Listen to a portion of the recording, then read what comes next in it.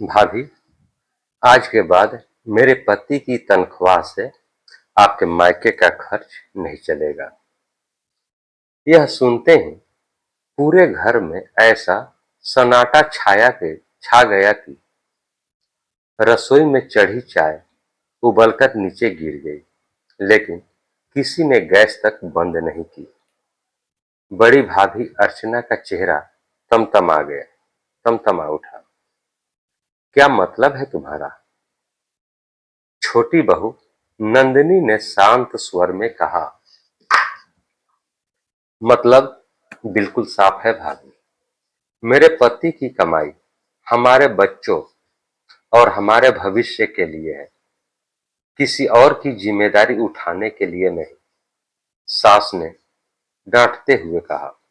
बहू, बड़ी बहू से ऐसे बात करती हो? नंदिनी ने सिर झुकाकर कहा। माँ जी, मैं रिश्ते नहीं तोड़ रही, मैं सिर्फ एक गलत आदत खत्म कर रही हूँ। राकेश और मुकेश दो भाई थे। मुकेश बड़ा था, लेकिन उसकी नौकरी छूटने के बाद वह पत्नी और बच्चों के साथ छोटे भाई राकेश के घर रहने आ गया।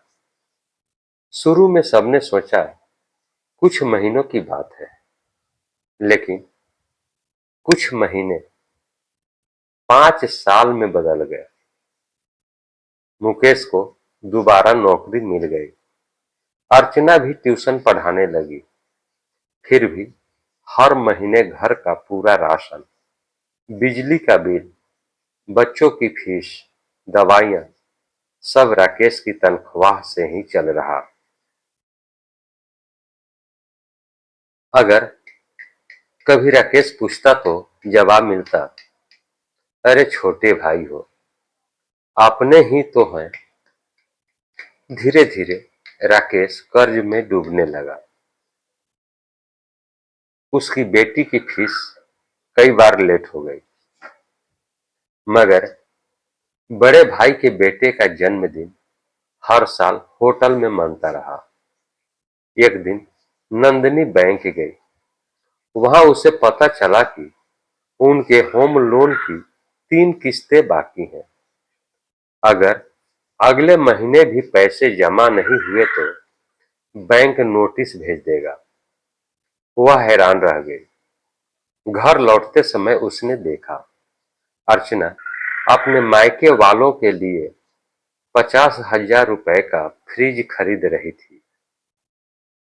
दुकानदार से हंसकर कह रही थी, पैसों की चिंता मत करो, घर में कमाने वाला तो है ही। नंदनी का दिल बैठ गया। उसे समझ आ गया, जिसे वह परिवार समझ रही थी वह किसी की सुविधा बन चुकी थी। उस रात उसने राकेश से कहा, तुम्हारे भाई की मदद करना गलत नहीं, लेकिन अपने बच्चों का हक छीनकर दूसरों की इच्छाएं पूरी करना भी सही नहीं। राकेश हमेशा की तरह चुप रहा। अगले रविवार पूरा परिवार साथ बैठा था।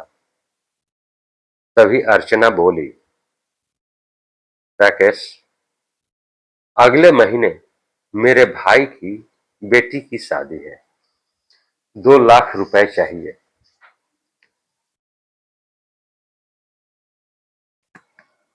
राकेश कुछ बोल पाता इससे पहले ही नंदिनी उठ खड़ी हुई। भाभी, आज के बाद मेरे पति की तनख्वाह से आपके मायके का खर्च नहीं चलेगा। अर्चना आग बबूला हो गई। ओ वाह, अब तुम हमें हिसाब सिखाओगी। नंदिनी ने धीरे से बैंक का नोटिस सबके सामने रख दिया। पहले यह पढ़ लीजिए। यह हमारे घर की नीलामी का नोटिस है। 3 महीने से लोन नहीं भरा गया, क्योंकि हर बार हमारे पैसे कहीं और चले गए। पूरा कमरा शांत हो गया।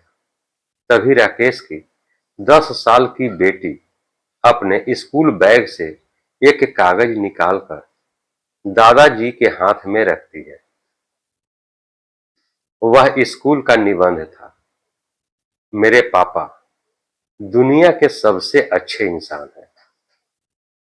वे सबकी मदद करते हैं, इसलिए मेरे पास नई किताबें नहीं हैं। मुझे अपने पापा पर गर्व है, लेकिन काश एक दिन वे मेरे लिए भी पैसे बचा पाते। निबंध पढ़ते पढ़ते दादाजी की आंखों से आंसू बहने लगे। राकेश फूट फूट कर रो पड़ा।